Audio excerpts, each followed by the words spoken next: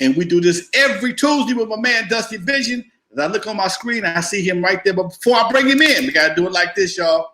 From the West Coast to the East Coast and everything between, folks, you are live with the godfather of West Coast hip-hop, from Eve After Dark to concerts in the park. We're still doing it live, folks. Dusty Vision. Man, how are you, dude? Ain't like a chandelier, just trying to shine, baby. Just trying to shine. How are you, dude? Always looking forward to these Tuesday conversations, man. Let me fix my shit. Man, I do too, Doc. Looking forward to these Tuesday conversations. Most definitely. Hold on, let me turn this down. Sorry, man. I wasn't fully prepared. All right, cool, man. Yeah, man. Always a lot of stuff to talk about, man. I see you've been busy again this week, man. Yeah, man. My boy Orange Juice Jones, he had to put me on hold for a second, but like a true man of the word, he said he coming on Monday. He did. We had a great show, man. We had a great show. Yeah. If you haven't seen it yet, check it out, folks. It's on the channel. You know where to find it at. Yeah. Make sure you guys check that out. I'm telling you, Lonzo is bringing a lot of great content. He also had the chance to sit down with Sir Jinx, and they did a nice, dope interview. I encourage everybody out there to go in the archives and check that out as well. Yeah, I had the Jinx interview had to be a minor technical difficulty because it was so spontaneous. We didn't have a chance to correct some of the audio issues, so we had an echo. Man, I ain't had an echo in so damn long. I forgot how to fix it, dude. I don't know. I forgot how to fix it, so I had to just let him do all the talking. And Jinx is good. He's a great interviewer, so all I did is let him do his thing, man. Well, let's get into it, man. We got a lot to talk about. We're going to try to catch up on a couple of questions that we got last week from the audience as well. We always like to show love to our audience, and feel free to put a comment in the chat and we'll get to it. I promise. If we don't get to it today, we will get to it next week. That's my word. But let's start with the first thing. WeTV is set to debut a docuseries called The Mysterious Death of Eazy-E. Have you heard about that? Yeah. And I know you don't want to get too deep into it about your thoughts on what really happened to Eazy-E, but let's go back to that time when you take us back to the day or the time when you first heard that Eazy was sick. I first heard Eazy was sick, man. At first, Eazy had bronchitis. It was a known fact. He had some minor breathing issues, and we figured it was another run to the hospital, get a quick treatment, be back home. And as time progressed, things started looking a little more suspicious, and that's when the whole community kind of like, what's going on? And then they came out with that damn statement that Eazy's supposed to have wrote to his fans, which was total bullshit. And that's when the suspicion started to come around, man. I think that letter, that so-called statement, made more people suspicious than anything else, man. Because if you knew Eazy, he didn't talk like that. I know somebody probably wrote it for him, but he didn't even remotely try to make it sound like it was something he had done, or they tried to make it sound like something he had wrote, but they didn't do a good job. That letter you brought up, that's so interesting. Yeah, I cried when I heard that letter. I remember them playing on 92.3 The Beat. Yeah. And it was a real somber moment, man, because especially around here, Eazy was still coming around.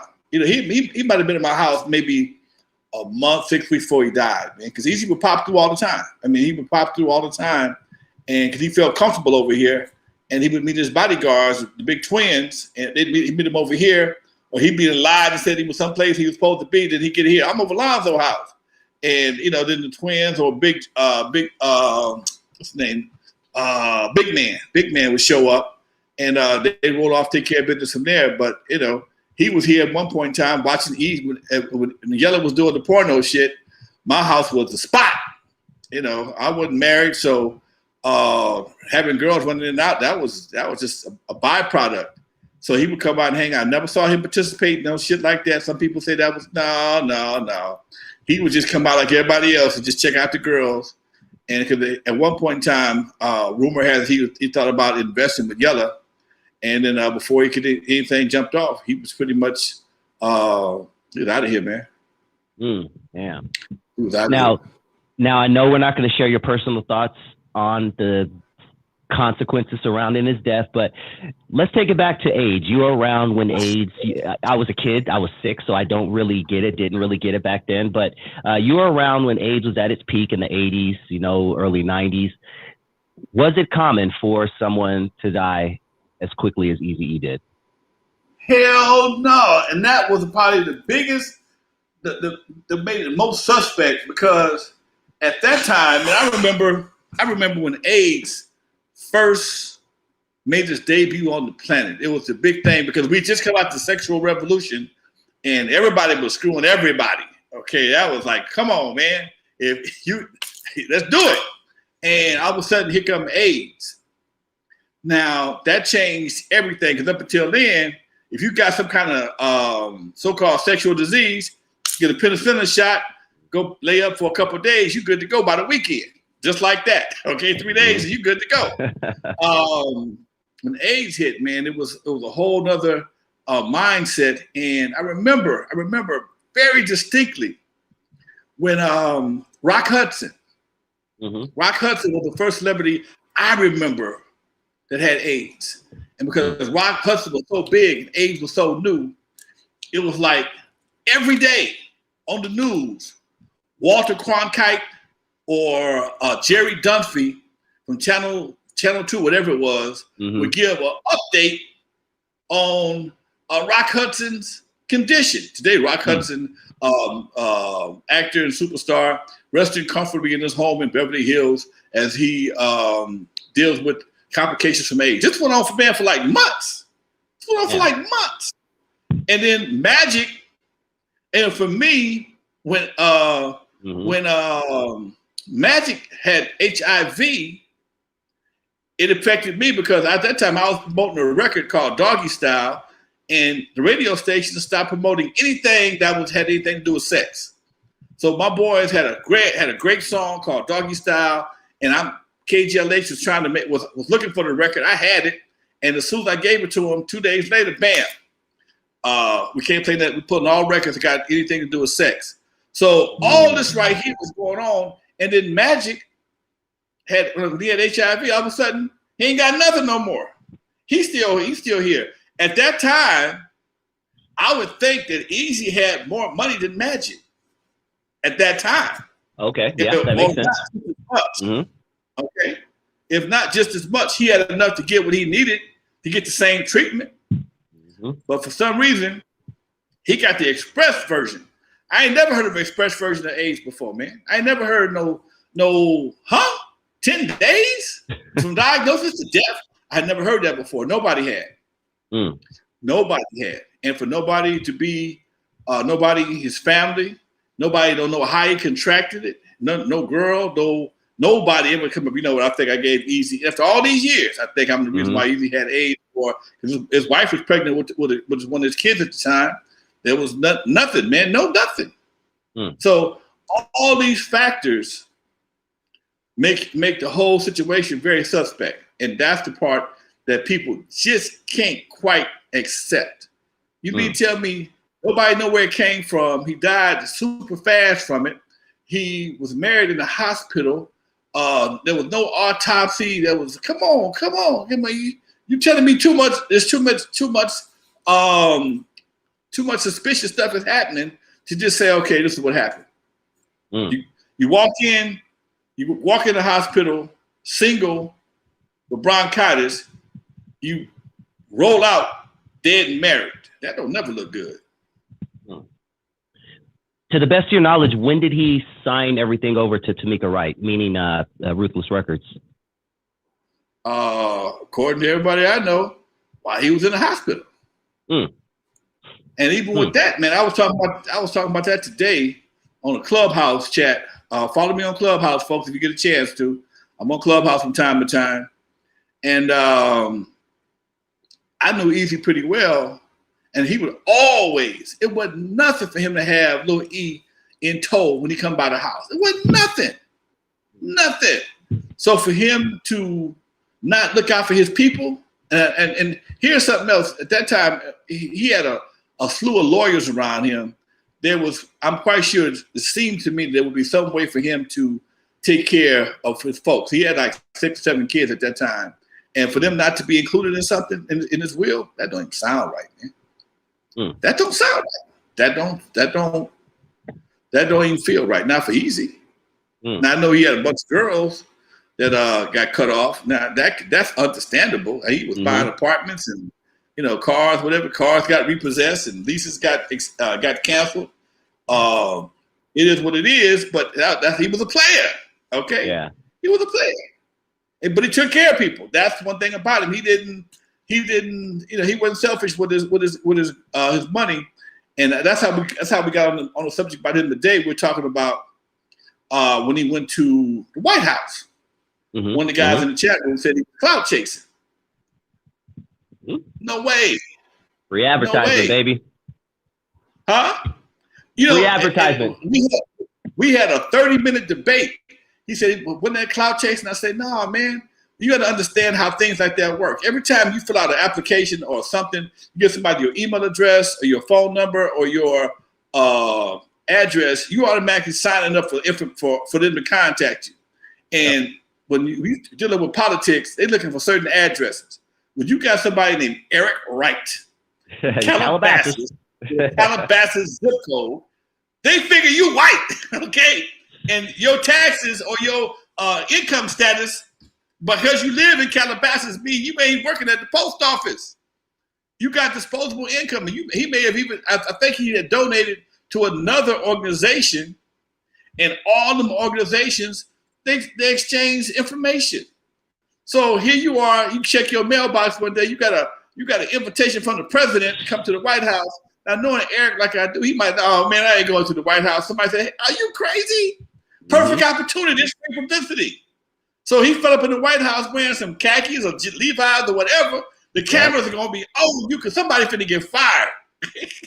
Somebody finna get fired because here this cat, in this thug, Eric Wright here with the invitation, you can't not let him in.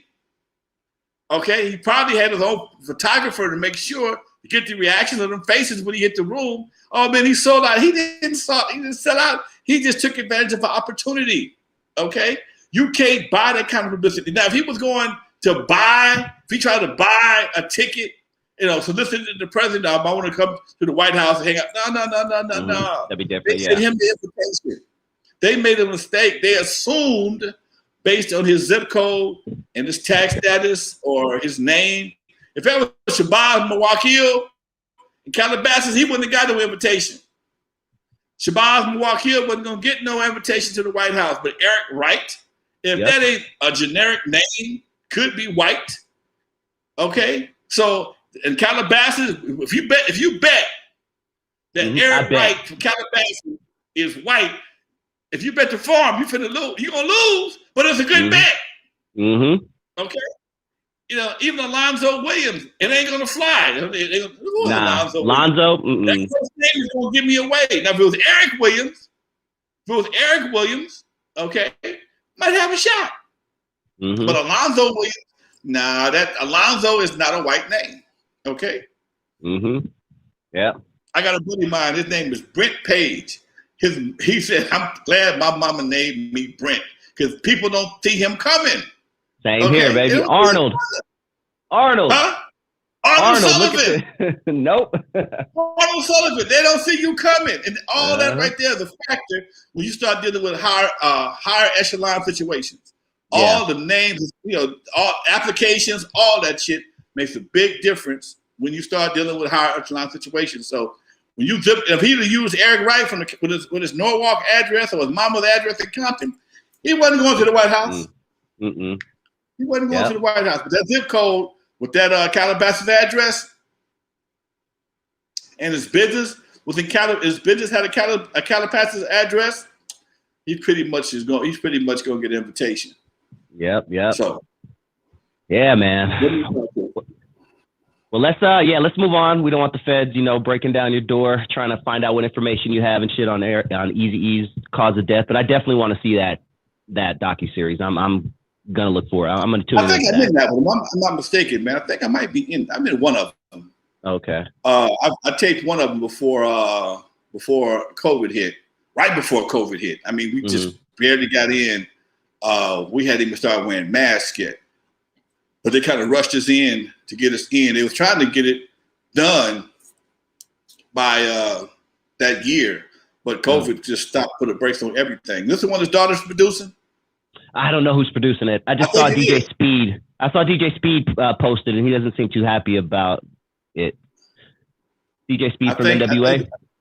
I think it's the one. Yeah, I think it's the one his daughter's doing, because I just talked to Big A, and I know Lil E is not participating in this one right here. So everybody got their own. If I'd have known he wasn't doing it, I might have had a different perspective on it. But I thought it was just an Eazy-E project. I didn't realize what it was. They don't tell you what it is. They call you for a documentary. All they say we're doing the Eazy-E documentary. When I did Welcome to Death Row, I didn't know I was doing Welcome to Death Row. They said they're doing a documentary on West Coast hip hop. Okay, cool. I'm your guy. Okay. Next thing I know, I get a call from the publicist. Hey, Lonzo, you're invited to Welcome to Death Row. Why am I coming to Welcome to Death Row? Because you're in it. Bullshit. That's how they do you. Okay. Especially if you may have reservations, they give you some generic shit. Most of the time, you do a documentary, unless it's like Dre, like the Defiant ones, that was pretty much about Dre. But when you're doing a documentary, depending on who the artist is, if there's any controversy behind it, they may just give you a working title, like they did with me on Welcome to Death Row. Oh man, it's a documentary on West Coast hip hop. When I go see the documentary, first 5 minutes, I'm in the first 5 minutes talking shit. What the fuck I get in this shit? Okay. And then they took the line I said about Dre selling the soul to the devil, and they cut right to Suge. They're like, oh fuck, y'all trying to get me shot. Yeah. But it is what it is. Damn, man. Well, let's move on. Something that just came out earlier today, within the past 24 hours, and it's getting a lot of heat already. WAC 100. Are you familiar with WAC 100? Oh yeah. Okay. Yep. You know the name. WAC 100 just did an interview with Tekashi 6ix9ine, and it's getting a lot of heat. Apparently, it's coming out on Sunday. What are your thoughts on that? I've been seeing that, man. I saw it on the timeline. I didn't realize it hadn't come out yet. But I can tell by the it looks like by the body language they was kind of heated. Okay, and I can see that because both those guys they got a lot of passion when they speak, and I'm curious to see what they said because I'm curious to see what they're saying. I'm really curious to see what they got to say. Okay, I was in the clubhouse this morning. And we referenced Tekashi, and they said, we don't mention that name in here, okay? They called him by his name, Danny, because they got little to no respect for him. There's little to no respect for him. He's probably one of the luckiest guys, as far as I can tell right now, that ever graced a microphone, because all he's done and all he gets away with, his behind the scenes security got to be a beast, because he's always agitating something and trying to make something happen. Based on bullshit. He's always talking about how much money he got and what he can do and what you can't do and what you could do. And like we said this morning, a lot of these hip hop cats nowadays, they're more famous for their antics than they are for their music. Their stunts and their beefs become bigger than the music. Because I can't name you one. I think it was Gooba. That's the only one I can think of. His one That's song. Probably the only one I know. I can recall is Gooba, but I know he's a fool, okay? And that's what happens when you play it for algorithms. You do enough stuff over here to get people to go check out your song over here. Meanwhile, because they every time they click on that video or click on that check out that song, your algorithms go up and you put you in a position to put you in a better position that you may actually deserve. Let me ask you this, because you know more about music than the average person, especially the business side. Tekashi 6ix9ine does get millions and millions and tens of millions and hundreds of millions of streams. We all know streams don't pay much. But in your opinion, is he really making all this money?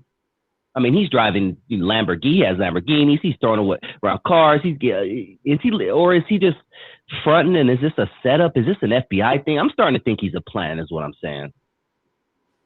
You know what, man? I don't know, Doc. I know we're gonna get some haters on this because we've talked about him before, and I found the chat room was full of hate. I'm gonna leave that boy alone, blah, blah, blah, blah, blah. But you got cars, you may have cars, but you can't drive them nowhere. You can't. The bodyguards ain't gonna fit in them goddamn cars, okay? If you ever see the camera slip up and pan behind him, he has a full NFL line behind him everywhere he goes. He has an NFL line. They got a bunch of linebackers, not even the guards. He got linebackers behind him to cover his back as he go out and does his miscellaneous dumb stuff. Now, it's one thing to have all the cash and the cars, but you can't enjoy it. You ain't going nowhere in the cars. Now, who's to say them is his cars? I mean, I'm not saying they're not his cars, but who's to say they are his cars? Just because you're standing in front of cars, all them various colored Lambos or whatever. Come on, man. They got movie cars all day long. Okay, you can go rent a car in a matter of minutes, man. You can go floss whatever you want to. I ain't never seen him drive one of them. Yeah. I ain't never seen him drive. I ain't never seen him on the highway. I never heard him on the highway busting 60, doing nothing in no car. Again, when you got that kind of money and them kind of problems, you can't. What you gonna do with a 2-seater? Okay, you gotta put your bodyguards in a goddamn trailer behind you, or do it like the president had them motherfuckers jogging on the side of the car. So yeah, man, that ain't gonna work. I mean, he might lease them for a while. Anybody with any real business sense don't really buy those cars. They lease them. They lease them for the most part. Because first of all, the value drops so fast it's ridiculous. And who's to say your money gonna be the same way 5 years from now, 10 years from now? You got a few cats that will buy the cars, like Jay-Z or whatever, but most of the time, most guys, they lease them. They lease them for $5-6 grand a month. Drive them for a few months, go and shoot, get some pictures, and they go get another one. Every time you look around, you see somebody's car getting repossessed, man. Think about this. All these, you don't see all these Lambos and Range Rovers getting repossessed because the lease was up, or they get in trouble. They lease the houses, lease the cars, because they hit a lick, and that lick dry up. Okay, and all of a sudden, you got the cats, here he is on TMZ, they're going to get his shit. Because he ran out of money. He ain't on tour no more. His antics ain't getting him paid no more. Yeah. And that was my point too, because he's not performing. Like if he was performing all the time and getting $100 grand here, I'd be like, okay, I could see it, but I don't know. Maybe it is all a facade. But even if you performing, man, when you performing, you got a hell of a bill. That in his case, you got a hell of a bill that the promoters don't pay for. They ain't paying for your security. They're gonna give you some money to show up. They're gonna give you a per diem, and depending on who you are, you might get a pretty big per diem, and they're gonna put you in a hotel and get you there. Okay, but you still gotta take care of your security guards. That's right. You gotta feed all them big son of a bitches. Okay, you got to put them in a hotel room. You got to transport them to and from the venue on your dime. They're not giving you doing all that. They're giving you a shitload of money, and you got to pay your managers, you got to pay lawyers, you got to pay agents. So if you get $100 grand, if you he's making $100 grand a show theoretically. If you get $100 grand a show, 20% go to the manager, that takes you to 80. 10 goes to the agent, that takes you to 70. By the time you get through, if you have 50,000 with all your expenses, that's still not a bad payday, but still, that's a nice little chunk. And some cats, I remember back in the day, it was a big thing about some, I don't call no names, but artists used to travel with their posse. You got cats, 20 cats in a bus, but when you get to the hotel, only person got a hotel room is the star. They're not putting the whole crew in a hotel. Right. So now you got 20 cats in a bus. You ever been in a bus at about 5 days with about 20 cats, 15 cats, whatever? That bus get funky as all outdoors. You got feet and ass everywhere, okay? And you got onions, you got weed, you got funk, you got buses get real funky because you got to air them out sometime. But if you got 15, 20 guys that's rolling with you, well, I ain't gonna say 15, 20 guys. Say you got 10 guys, okay? Even that, the average bus might sleep 10 people at the most, okay? But if you living on the bus, Okay, but the star is in the hotel and the bus is in the parking lot. Okay, so now your homies got to, if you eating steak, they at McDonald's. Okay, because the promoter gonna take care of the management team and the artist. They don't take care of the homies. They don't have a homie budget. So now it was a lot of discrepancy because at some point in time, the homies like, man, why we gotta be in the bus? You in the hotel, and and cats don't understand what hotel life look like. You talking about $150 a night, and if cats ain't getting long, and they break something, that's on your credit card, man. It gets real expensive. Entourage, okay? It get real expensive to carry an entourage. So, like I said, promoters don't pay for entourages. That comes out your pocket. So you could theoretically go on a tour, make a $500,000 and come home with $100,000 because you took care of the homies. Because you got to buy weed, you got to buy food. Don't let nobody get sick. You'll catch a case. You can't leave him. You can't leave the homie backstage in the state someplace. And if he do something stupid, they're not gonna sue the homie. They're gonna sue the artist. That's where the money is. The lawsuit. If someone rapes a girl in a hotel, they don't go to the homie. They go to the artist. Hence Tupac Shakur. It goes on the Lonzo crew. The Lonzo crew was involved in a sexual situation, and Lonzo and this crew. Then Lonzo's lawyer got to get Lonzo out of the shit first, okay?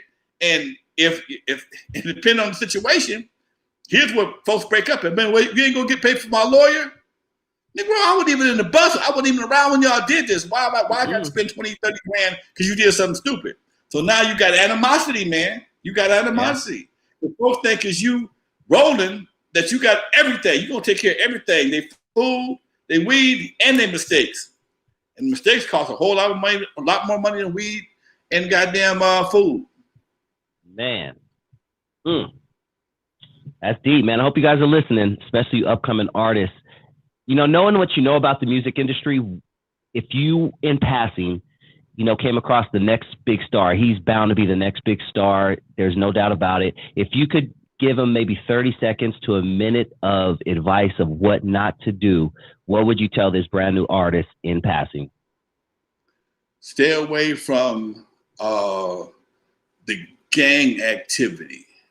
When you start associating yourself with certain street activity, you automatically get qualified to be looked at under a certain light. And that light comes with a lot of headaches. That's mean cats got to check in. You might have to pay somebody to go perform. Okay, you might have to go pay somebody, or you to check in. So your concert finna get turned out. Your bus gonna get shot up because you didn't come by and take care of the homie. Okay. So if you're doing some generic shit, if you're talking shit on your records, you're gonna get tested. Don't talk shit on your records. You're gonna get tested. You're not gonna take your California shit to St. Louis and talk a gang of shit and not get tested. It's happened to every artist that represented the set. They get tested everywhere they go. Because if you come to my town talking a gang of shit and I don't test you, I'm a buster.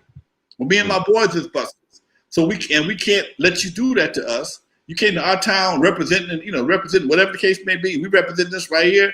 Hey man, now my boy Unknown, he had a problem with him and seeing Cops Most Wanted. They got to Detroit, Unknown from Detroit. And something happened in Detroit, and next thing you know, Unknown got a gun case because he, carrying his gun in Detroit. He got a gun case. Okay. Now, the judge don't have to let you. You can't get bail when you out of state because you're definitely a flight risk. You're not going to jail on a Friday and getting out of jail on going to jail on a Saturday night and getting bailed out on Monday morning because you're a flight risk. You don't live here.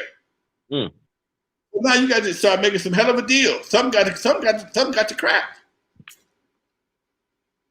Okay. Yeah.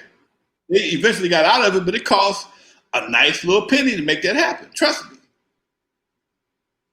Yeah.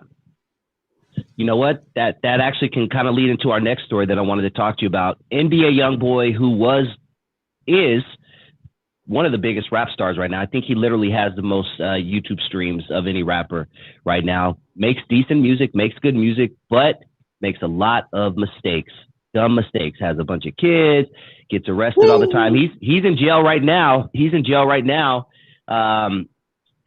For some dumb shit, and he's just losing millions of dollars. But NBA YoungBoy denied bond after feds present pictures of him with guns.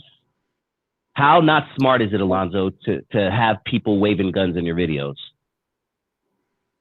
You know, it's amazing, man, that artists don't, well, let me say this. The best mistakes to learn from is somebody else's. Mm-hmm. The best mistakes to learn from is somebody else's. What I mean by that is, Lil Wayne just had the same problem a year or so ago, right before COVID. He got caught on his plane with dope and guns. He a felon. Only reason why Lil Wayne ain't doing time right now because he got a pardon from Orange Man. That's right. Yeah. If he didn't get that pardon, he'd be back in jail. He went to jail before. He had to take all his teeth out, the whole 9 yards. I think it was tax evasion. I don't know. I forgot what it was. But he had to do a little time. And it's a federal law that says if you are a felon, you cannot possess a gun. Ain't nothing personal. Felon with a gun is mandatory time. So Lil Wayne already did that. Okay? Now, YB YoungBoy, was it YG or YB? NBA.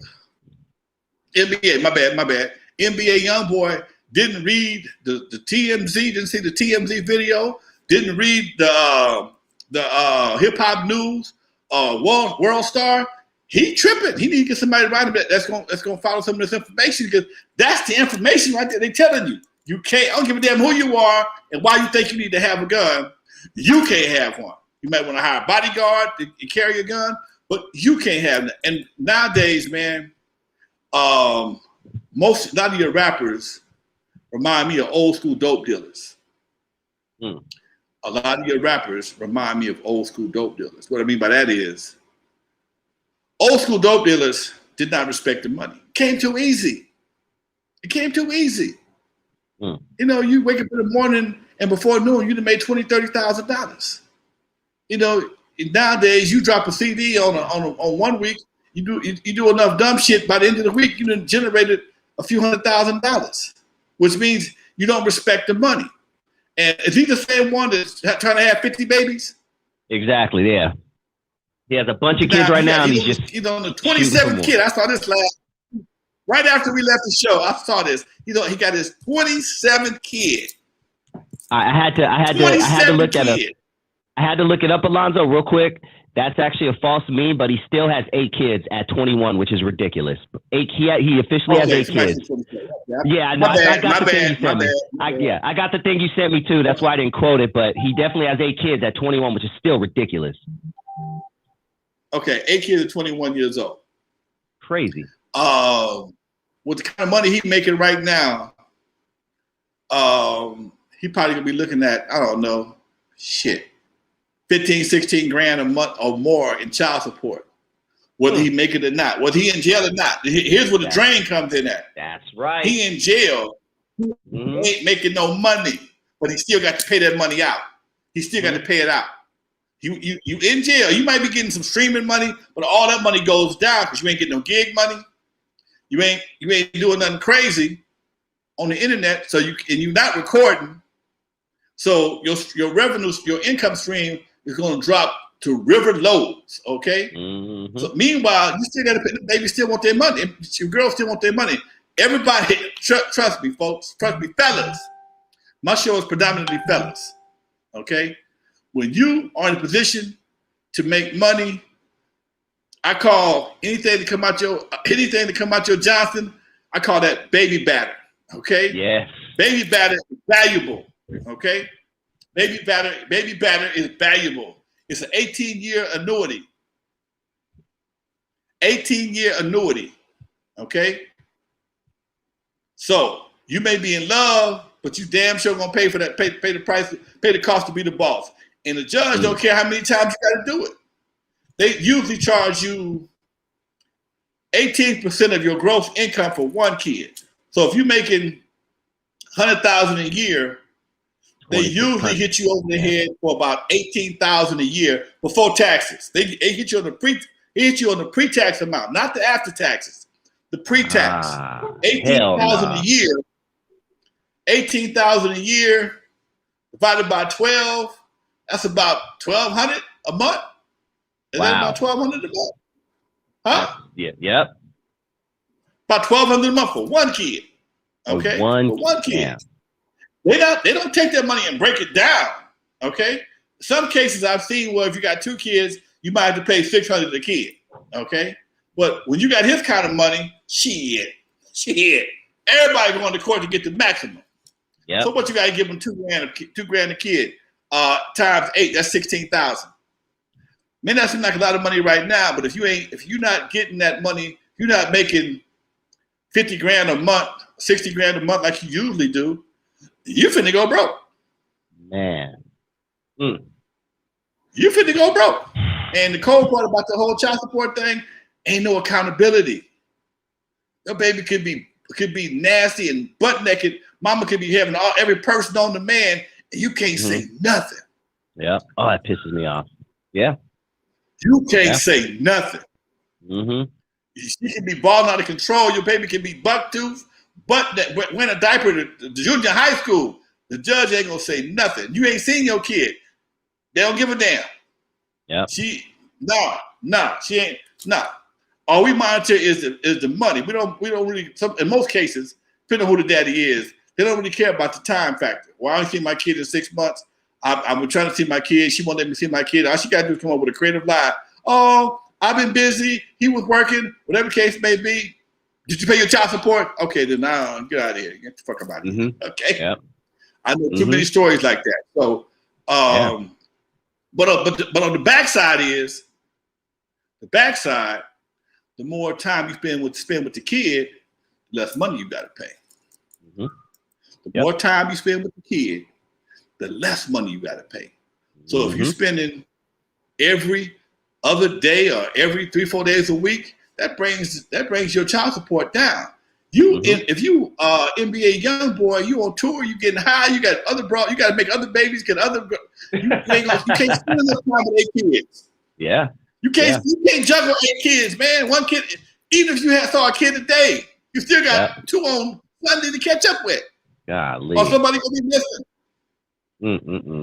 So you can't juggle 8 kids, man. So judge gonna hit you over the head and get make you start writing checks or wearing condoms, whatever the case may be. You definitely will feel the pain on that one at some point in time. Yeah. And all I could think about while you were saying that, Lonzo, was 8 kids without a father. Just hopeless. Not hopeless, but just it's going to take them a little extra time to catch up. You know, man. I was that kid. I wasn't. I was blessed to have a dad in my life I had a lot of men in my life. I had a whole lot of men in my life. So, I didn't realize until I got older how many guys I was close to who did not have men in their lives, dude. Man. Yep. That is, dude. When I grew up in my neighborhood, my sister and I were talking about this the other day. On the block that I grew up in, everybody in that house, we was living with kids, it was a 2-family household. Everybody, Latinos, blacks, everybody had it wasn't no single women in our neighborhood. None. At some point in time, most of the men died off first. Most of the women are still alive. Yeah, that's and the facts. men are dead. Huh? Yeah, facts. The brothers are dead. Okay, in some cases, both of them are gone. But for the most part, most of the men died first. And but I also realized that as time progressed, the more guys I started working with, the fewer guys I've never met a lot. Nobody in the wrecking crew have I ever met their daddy. Interesting. Nobody. Yeah. The other daddy was alive. I never met him. I met his mom, clientele, dad, another situation. I knew Dre's dad from my hanging out with my sister when I was younger. But once Dre came to work with me, I never saw him again. Okay. I knew Cube had a dad. I never met Cube's dad. I met his mom. Okay. And I got crews of guys I've worked with the sound control mob.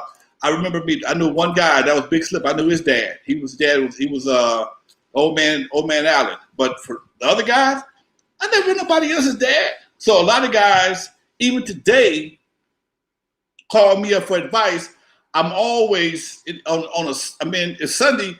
I might as well. I should open up a damn 1-800 number or something, because I was on the phone just talking about general stuff with fellas on just life, man, just life, because stuff, ain't nobody really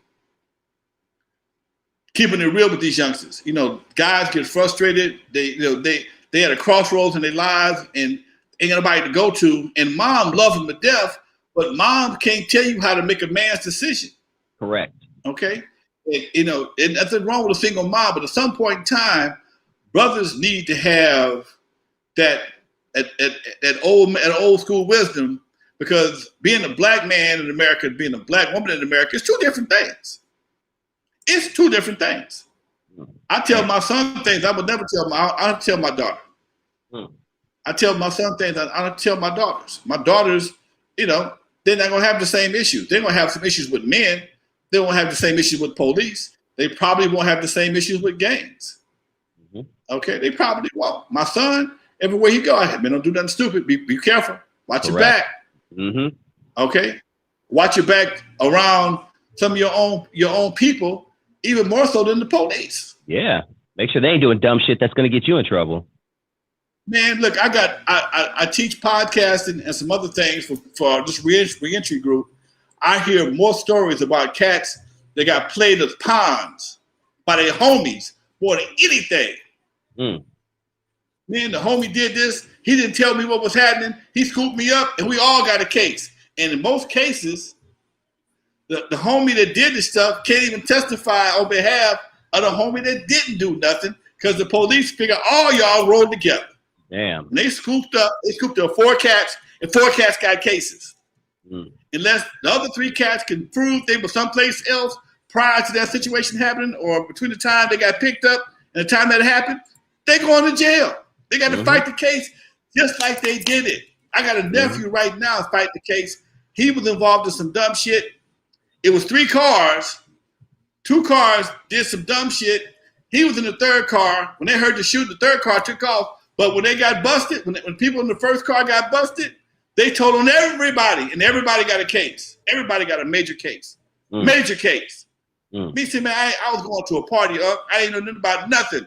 All I know is we pull up to the party. We heard some gunshots. We didn't want to be around.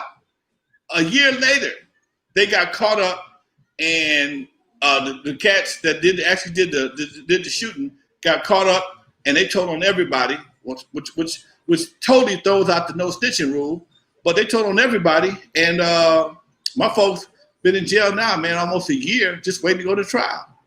Golly, man. And he ain't pulled no trigger, ain't seen no gun. He didn't say about we was going to a party. I was going to a party. I was going to hang out.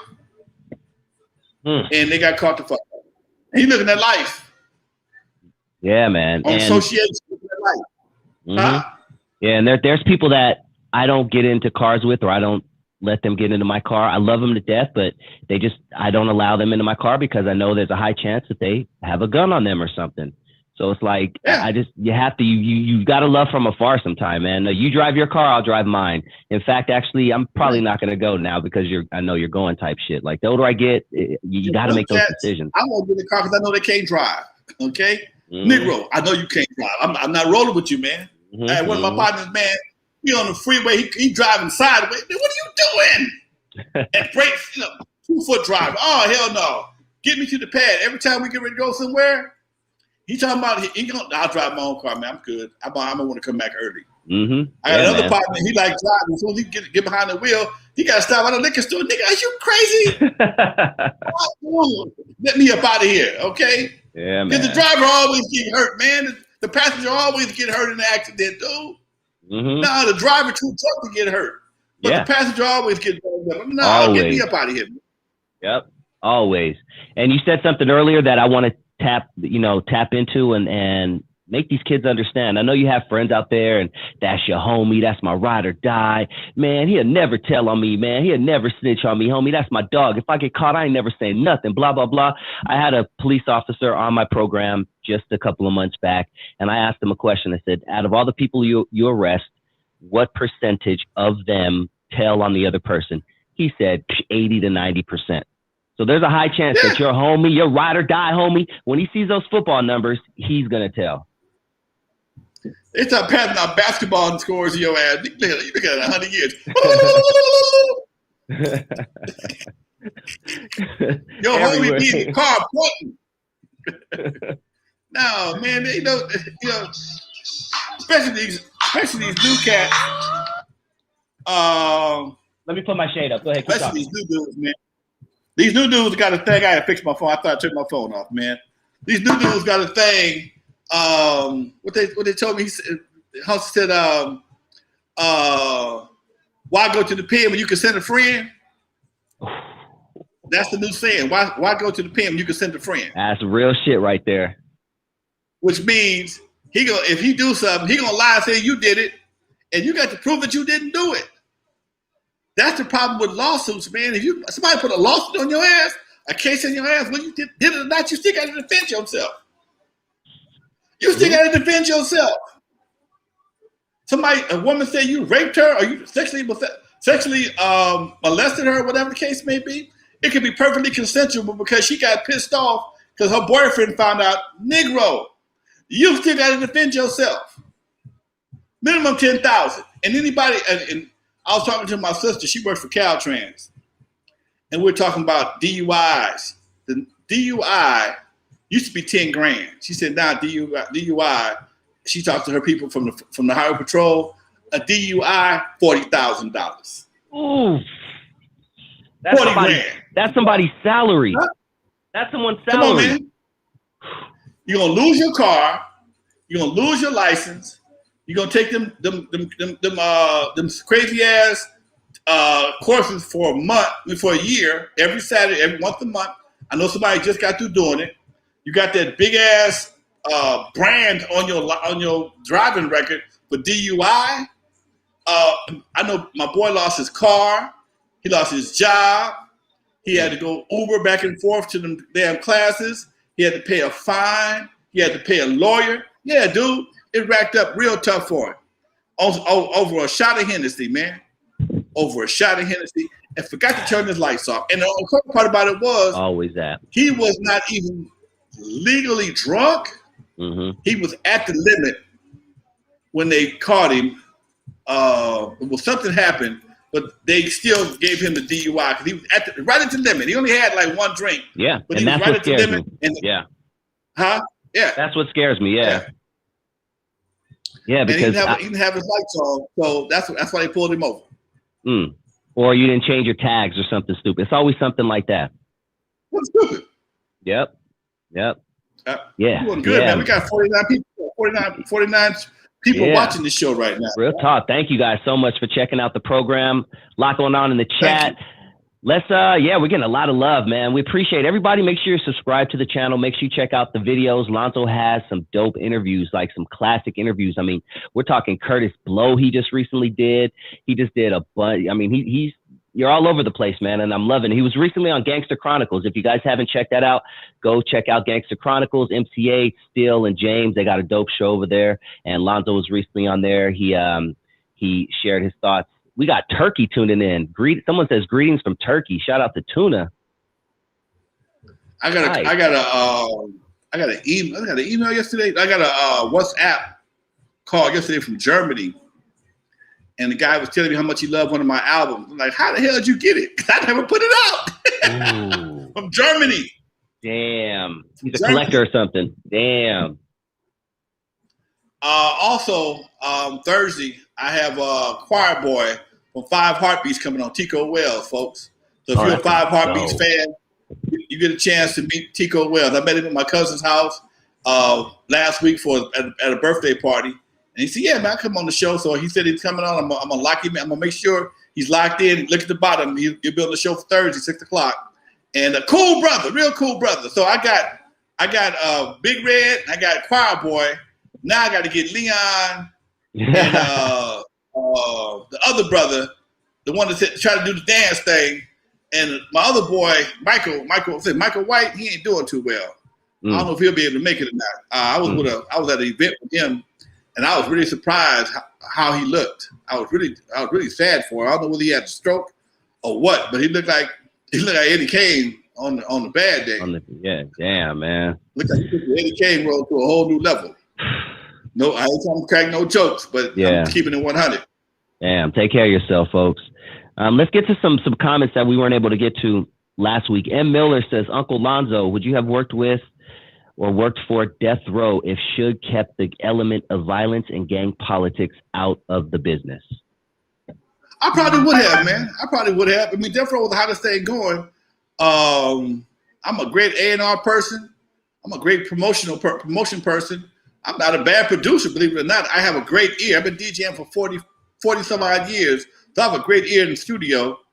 But I just think I ain't got time for bullshit, man. That's and that's probably where when you reach a certain age, you don't want a bunch of bullshit in your life. Man, I want to go home. I ain't trying to get followed. I ain't trying to get punched up. I ain't trying to prove nobody. I ain't no punk. I did all that already. Okay. I ain't trying to catch no cases. I ain't trying to fight no cases. But yeah, I might have done something on remote. There was a lot going on with Death Row, man. Death Row had a whole lot of moving parts, man. You got Bloods and Crips, Snoop and Tupac. You got the Suge factor. Then the answer would be yes, if not, without for all the gang activity. Yeah, but Death Row would literally not be Death Row if it were not for that. So that's kind of a question that's very, very, very hypothetical, right? If anything, I would have been a consultant to Suge. If he didn't listen, I would have been a consultant to Suge. Suge, sit your big ass down. Exactly. Fuck it up. Mm-hmm. That's the one thing that hip hop even today don't have. Even today don't have that. Hip hop is like a child. Hip hop is like a child that never had a father figure at all. Okay. Oh, wow. Yeah. Hip hop is like a child, never had a father figure, never had nobody spank his ass, never had nobody take nothing from him, never had nobody to discipline him, nobody put him in check. It's like they just ran wild because they making money. Let them do what they want to do. I don't care. They're making money. And that's the attitude of hip hop. That's why you got this insanity that you have right now. You don't have the same kind of, you have some similarities of insanity, but it's always done with a limit. Okay. I'm Marilyn Manson. Well, Marilyn Manson's a bad example. I'm Ozzy Osbourne. I'm biting the chicken heads off. Then I got tripped, and then Peter started having a fit. So I started using fake chickens. I'm still biting the head off of the dead of what looked like a chicken, but I ain't fucking with Peter no more. Okay. And at some point in time, he got him enough money. He stopped tripping. Gene Simmons, same thing with Kiss. I got to use these radical cats because these were some radical dudes back in the day. Okay. Yeah. I'm gonna do this devil thing, and I'm gonna look crazy. I got the tongue thing. I got the 4-man band. I'm looking like a bunch of demons on stage, but I will wash my face and I go home and I'm gonna live in a mansion. Yep. I'm good for the rest of my life. David Lee Roth, one of my favorite white boys. Crazy dude. I love David Lee Roth back in the day when he was head for Van Halen. And he was doing this crazy ass antics, kicking his legs up, doing all this crazy stuff. Now he said, I'm cool. I got enough crazy going on. I'm going to chill out, cut his hair. Now he's a grown ass man kicking back. And that's the difference between hip hop and other forms of music. Motherfuckers stopped doing dumb shit long enough to live, to enjoy the money they made. They stopped doing dumb shit at an early enough age where they can enjoy the money. Look back. Look what I did back in the 80s, man. Look what I did back in the 90s. Negroes don't do that. Hip hop don't do that. Hip hop dies in 35. It's like the maximum. I mean, come on, man. Not saying it's the maximum, but you know what I'm saying. Folks, anybody past 50 is old. White boys and the other acts is dying in their 70s and 80s of natural causes. Folks ain't making out of their 40s. Most cats don't even die from natural causes. They die from some other shit. Mm-hmm. Then you got the other factors in the game that controllable But because you're moving so fast, you don't pay no attention. Like your heart, your lungs, your blood pressure. Damn. These things, when you start hitting around 45 or 50, that shit changes. Ask me how I know. Okay? You can't be out there trying to drink up all the Hennessy, snort up all the dope, do all kind of drugs. Look at Lil Wayne. Lil Wayne ain't 40 yet. Look how bad he look. Keep it at 100. He looks worse than Whoopi Goldberg. He looks like Whoopi Goldberg on a bad day. That dude looks horrible. Was he 35 or 40 years old? He's younger than me, definitely. I'm 43. So okay. That dude looks horrible. But that's that syrup, okay? That's that syrup. Man. That's that crazy lifestyle. The man looks like a fucking gremlin, okay? Yeah. He looks like a fucking gremlin. One of my favorite acts, I was crushed when this dude died. I liked him. Heavy D. I liked Heavy D. Man, me too. I love Heavy D shit. Big old dude dancing and having a good time.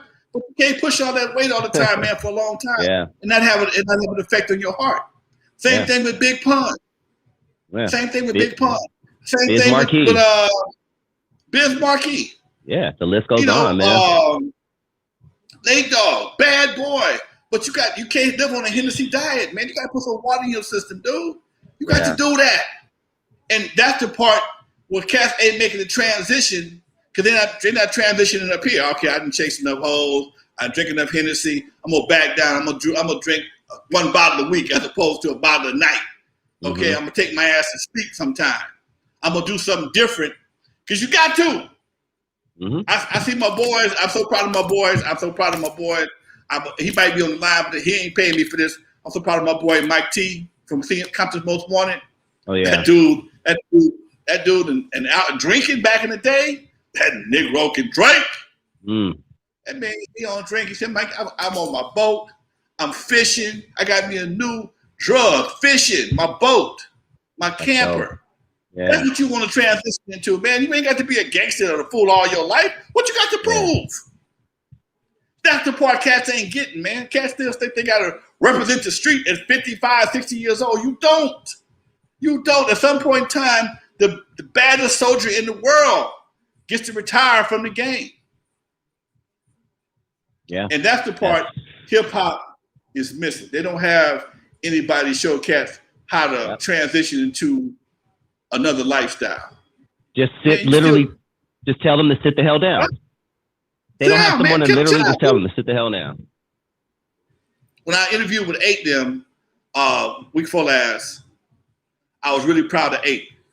8 said, "Man, I bought me a pad out in Corona. I don't come out to no clubs. If there ain't no money, I ain't going out there. I'm into my son playing football. I'm doing my son's a football star. I'm doing that thing. I'm coaching. I'm doing something. It's something else, man. Something else. Yeah. You got your homeboys, man. But in the meantime, go home to your boys. Go home to your kids and show them something other than the gangster side of daddy. I know a lot of cats is doing that, but I'm just talking about the cats in the game that think they got to prove something all the time. Every time somebody got a blunt, you got to smoke the whole damn blunt. Come on, man. For real. Come on. Because tell you what, that shit catch up with your ass. Talking to a cat that's a prostate cancer survivor, folks. Okay, I ain't never thought I'd be sick. I ain't bullshitting. I ain't never thought I'd catch nothing. I don't get sick. I ain't had no flu. God knows I'm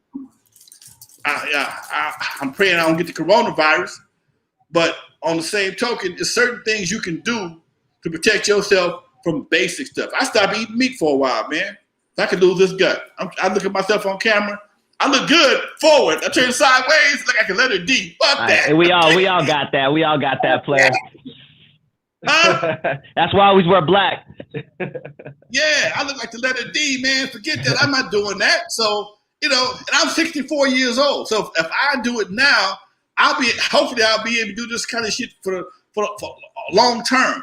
Okay? But I got other cats that I know that's 70, 71, 72 that do 50 push-ups a day, walk 2 miles a day. My boy Lenny Williams, my cousin Lenny Williams, Lonzo. Lenny, how you stay looking so good, man? I do 50 push-ups a day. I walk 2 miles a day, every day. Okay? And he still get all he wants. Okay? He get his money. Say, I do my shows. I bring my ass home. I get in my garden during the week.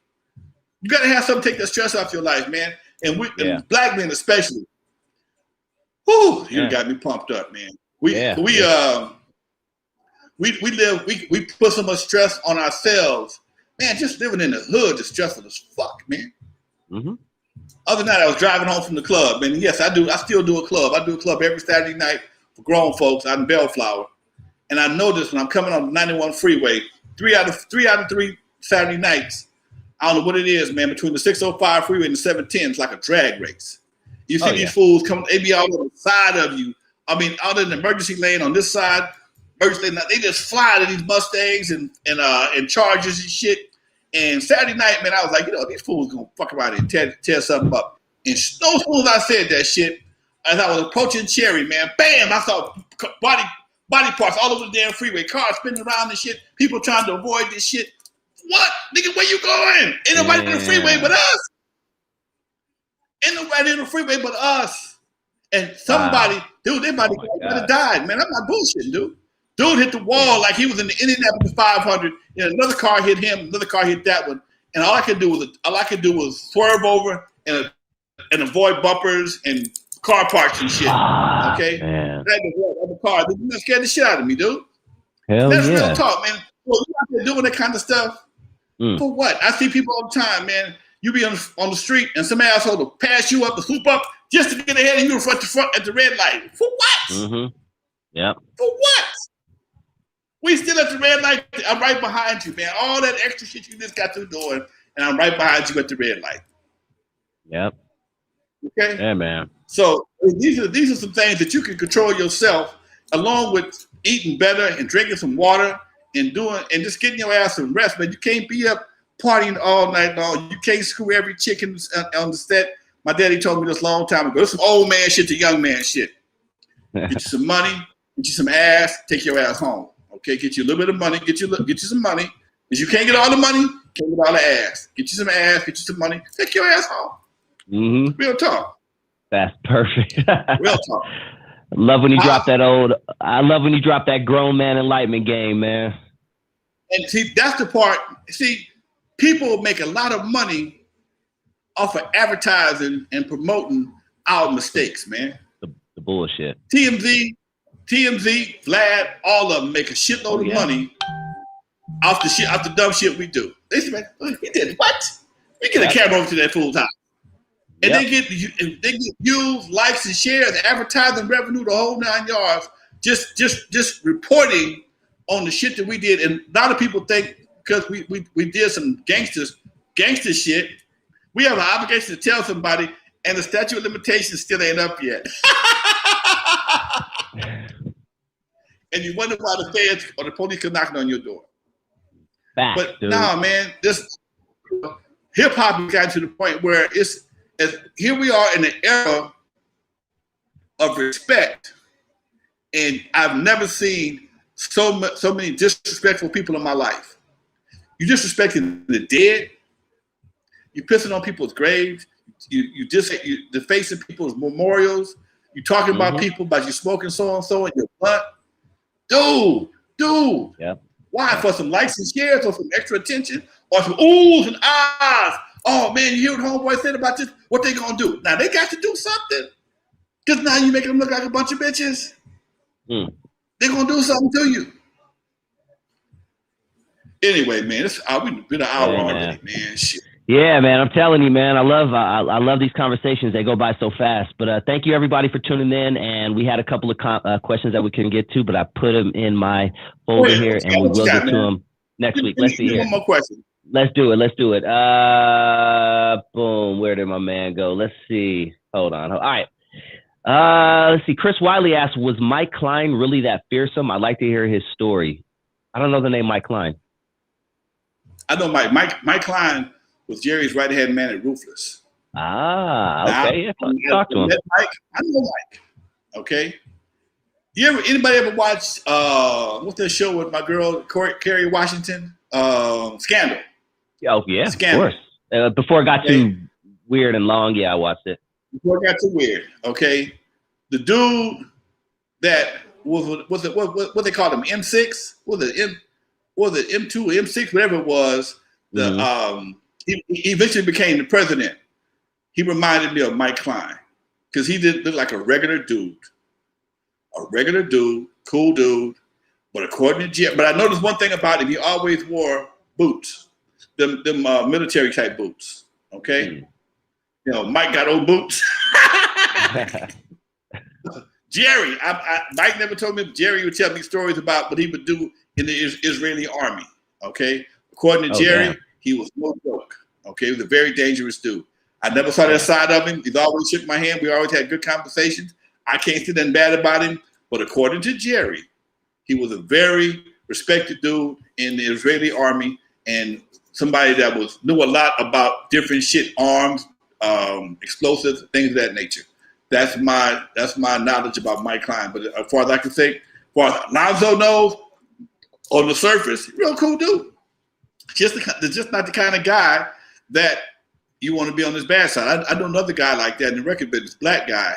I met him. We shook hands. We kicked it like nobody's business, man. And shit, I looked up one day. Dude was on the news, supposed to kill like 9 or 10 people. I just shook this guy's hand 2 weeks ago. And just got out of jail, shit, about 4 or 5 months ago. From back then. This is when I did Lover. Turn off the lights. So, you never know who you're talking to. So, as far as I know, he was a real cool. He was a real cool dude, but he was, according to Jerry, he was a very dangerous cat. So I'm gonna leave it like that. And I think, according to Jerry, he's why Suge stopped messing with Eazy also. Okay. Damn. According to Jerry, when that situation took place, some things was done, and Suge left Eazy alone. Damn. I'm gonna leave it like that. That's deep, player. Great way to end the show. All right. Thursday, what you got coming up? Remind everybody.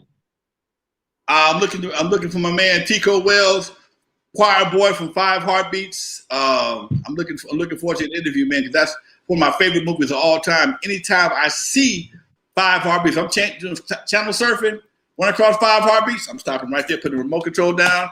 I'm gonna kick back and watch the show because I've been doing this forever.